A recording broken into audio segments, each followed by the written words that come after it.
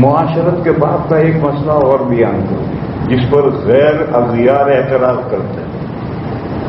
وہ مسئلہ یہ ہے کہ باپ کی موجودگی میں بیٹے کا انتقال ہو گیا، اور جو بیٹے کا انتقال ہوا اس کے چھوٹے چھوٹے بچے ہیں، یہ پوتے ہیں، پوتیاں ہیں.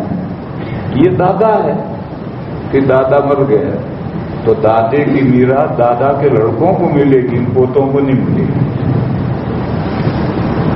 کیوں؟ الاقرب فالاقرب، جو نیئرسٹ ہے وہ میراث پائے گا، اور پار ہے، دور ہے، اس کو میراث نہیں ملے گی. آدمی مر گیا، اس کا باپ کو میراث ملے گی، دادا کو نہیں ملے گی. باپ اقرب ہے، دادا دور ہے. آدمی مر گیا، بیٹوں کو میراث ملے گی، بھائیوں کو نہیں ملے گی. بیٹے قریب ہیں، بھائی دور ہیں. تیرا میراث کا ایک قانون ہے. تو جب آدمی مرا تو اس کے جو بیٹے ہیں وہ میراث پائیں گے، یہ پوتے دور ہیں، ان کو میراث نہیں ملے گی.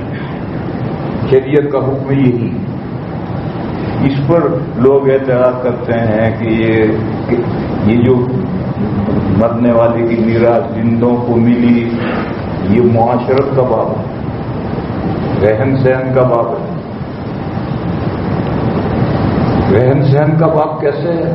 قرآن کریم میں سورہ نساء کے دوسرے رکوع میں جہاں ورثہ کے حصے مقرر کیے ہیں وہاں اللہ نے ایک بات فرمائی، آباؤکم و ابناؤکم ایہم اقرب لکم نفعا. تمہارے باپ دادا، بیٹے پوتے، ان میں سے زیادہ تمہیں نفع پہنچانے والا کون ہے، کم کون ہے، تم نہیں جانتے، وہ اللہ جانتے ہیں. تو نفع رسانی کی بنیاد پر میراث کے حصے مقرر ہیں.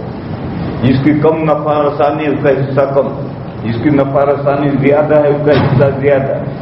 اس آیت سے معلوم ہوا کہ میراث کے جو احکام ہے معاشرت کے باب سے. رہن سہن میں جو ایک دوسرے کو زیادہ نفع پہنچاتا ہے میراث میں اس کا حصہ زیادہ ہے، اور جو کم نفع پہنچاتا ہے اس کا میراث میں اس کا حصہ کم ہے. اب تم یہ کہو کہ ایک بیٹا بہت خدمت کرتا ہے، ایک نالائق ہے، قریب بھی نہیں پٹکتا، لیکن میراث دونوں بیٹے برابر پائیں گے. تو کہاں قاعدہ رہا کہ جو نفع زیادہ پہنچا ہے اس کا حصہ زیادہ، کم نفع پہنچا ہے اس کا حصہ کم؟ جواب، تم نے نفع رسانی کو زندگی کے ساتھ کیوں خاص کر لیا؟ نفع رسانی تو موت کے بعد بھی وہ رسا نفع پہنچاتے رہتے ہیں. ہو سکتا ہے یہ زندگی بھر جو خدمت کرتا رہا مرنے کے بعد میں ایک قرآن پڑھ کر بھی نہ بخشے، اور وہ بیٹا جو زندگی میں خدمت نہیں کرتا تھا اس کو احساس ہوا کہ خدایا میں نے باپ کا حق نہیں ادا کیا، وہ پوری زندگی اصالہ ثواب کرتا رہتا ہے. ایسے واقعات ہیں. تو نفع رسانی زندگی کے ساتھ نہیں ہے، مرنے کے بعد بھی نفع رسانی. کون نفع پہنچائے گا، کون سا لڑکا نہیں نفع پہنچائے گا، تم نہیں جانتے، اللہ جانتے. اس لیے اللہ نے میراث کے حصے مقرر کیے.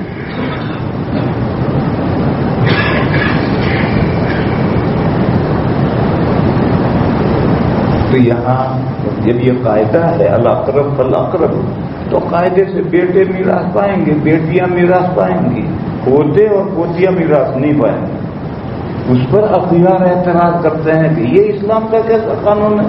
بیٹے بڑے بڑے ہیں، کاروباری ہیں، وہ میراث پا رہے ہیں، اور یہ پوتے پوتیاں چھوٹے چھوٹے بچے ہیں، کمزور ناتواں، یہ ان کو میراث نہیں ملے گی. یہ کیسا انصاف ہے؟ یہ اغیار اعتراض کرتے ہیں. میرے بھائیو، اس سلسلے میں دو باتیں ذہن میں رکھو تو سمجھ میں آ جائے گا کہ کوئی اعتراض کی بات نہیں ہے. ایک بات، ہر مرنے والے کو 1/3 میں وصیت کرنے کا شریعت نے اختیار دیا ہے.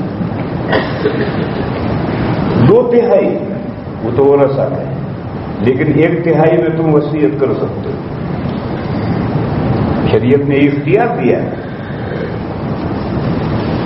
بس دادا کی یہ ذمہ داری ہے کہ ان پوتے پوتیوں کے لیے اس 1/3 میں سے وصیت کرے. اور کبھی ایسا ہوتا ہے کہ وصیت ان بیٹوں سے زیادہ بھی کر سکتا، 1/3 تک کرے گا، تہائی تک کرے گا، زائد وصیت نہیں. مگر بیٹوں کو حصہ ملے گا، اسے زائد بھی وصیت کر سکتا ہے. میں مثال دوں تو بات سمجھ میں آئے.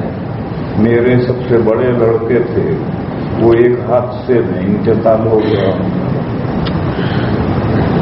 اس وقت ان کے 2 بیٹے تھے، ایک بیٹا 1.25 سال کا تھا اور ایک بیٹا صرف 1 مہینے کا تھا.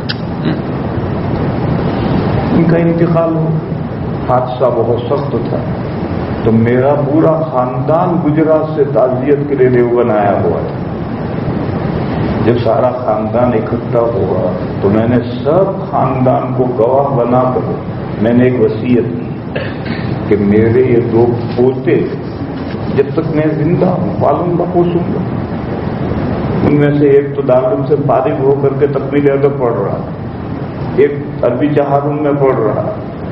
میں ہی خرچہ دیا، میرے بچے ہیں، تو جب تک میں رہوں ان کو میں تو کفالت کروں گا، پالوں گا، پوسوں گا. اور جب میں نہیں رہوں گا تو یہ 2 پوتے 2 بیٹوں کی میراث پائیں گے. ان کا باپ ہوتا تو ایک بیٹے کی میراث پاتا، اب وہ 2 بیٹے 2 پوتوں کی میراث پائیں گے. اور میں نے کہا کہ 2 بیٹوں کی میراث پا کر کے بھی تہائی سے کم پائیں گے، اور تہائی تک مجھے وصیت کرنے کا حق ہے. کہ میرے 11 بیٹے تھے، اب 10 رہے، 2 بیٹیاں ہیں. تو اگر یہ 2 بیٹوں کی بھی میراث پاتے ہیں تو تہائی سے کم ہی رہے. یہ وصیت میں نے پورے خاندان کو بٹھا کر گواہ بنا کر وصیت کی، اور میں نے کئی کتابوں میں یہ وصیت شائع بھی کر دی تاکہ آئندہ انہیں کوئی پریشانی نہ ہو. اب اگر دادا آج کل کرتا رہے اور بیٹوں کے لیے کوئی وصیت نہ کرے اور اچانک دادا چل دے اور بیٹے پوتے پوتیاں محروم رہ جائیں تو اسلام کا قصور یا دادا کا قصور؟ یہ تو دادا کا قصور. کیوں؟ میں نے مرحوم کے انتقال کے 3 دن کے بعد ان پوتوں کے لیے وصیت کی، سارے خاندان کو گواہ بنا کر وصیت کی. اب کوئی کیا اعتراض کرے گا؟ ان کا باپ ہوتا تو ایک بیٹے کی میراث پاتا، اب یہ 2 پوتے 2 بیٹوں کی میراث نہیں پائیں گے. بہرحال یہ جو اعتراض ہے اسلام پر اعتراض نہیں ہے. اسلام نے تو راستہ رکھا ہے کہ 1/3 ترکے میں مرنے والے کو وصیت کرنے کا اختیار ہے، پر دادا کو پہلی فرصت میں وصیت کرنی چاہیے. آج کل نہیں کرنا چاہیے، موت کب آ کر کھڑی ہو جائے کچھ پتہ نہیں. ایک بات تو یہ سمجھو. دوسری بات، باپ کا، ماں کا، بیوی کا حصے میراث میں مقرر ہے. بیٹیاں صرف ہیں تو ان کے بھی حصے مقرر ہیں، لیکن بیٹوں کے حصے مقرر نہیں. اور بیٹوں کے ساتھ بیٹیاں ہوں تو ان کے بھی حصے مقرر نہیں ہیں. ذوی الفروض کو دے دو، باقی بچ جائے وہ سب بیٹے بیٹیوں کو. وہاں سوال پیدا ہوتا ہے کہ باپ کا حصہ مقرر، ماں کا حصہ مقرر، بیوی کا حصہ مقرر، بیٹیوں کا حصہ مقرر. کب بیٹیاں اکیلی ہوں، بھائی نہ ہوں. لیکن جب بیٹے ہیں تو پھر حصہ کیوں مقرر نہیں؟ اس کا جواب یہ ہے کہ اگر حصہ مقرر کریں گے تو کم ملے، اور اسباب بنائیں گے بچا ہوا سب تمہارا تو ان کو زیادہ ملے گا. مثال لو، ایک ہے نوکری ملازمت اور ایک ہے تجارت بزنس. نوکری میں 4 انچ کا پائپ ہے، $4,000 تنخواہ ہے، تو $4,000 ہی آئیں گے، نہ کم نہ زیادہ. اور تجارت میں کوئی 4 انچ کا پائپ ہے ہی نہیں، ایک بڑا سا پائپ ہے، اللہ تعالیٰ ڈھیروں دے دے. تجارت کے راستے سے بے حساب آ سکتا ہے، اور نوکری کے راستے سے لمیٹڈ آمدنی.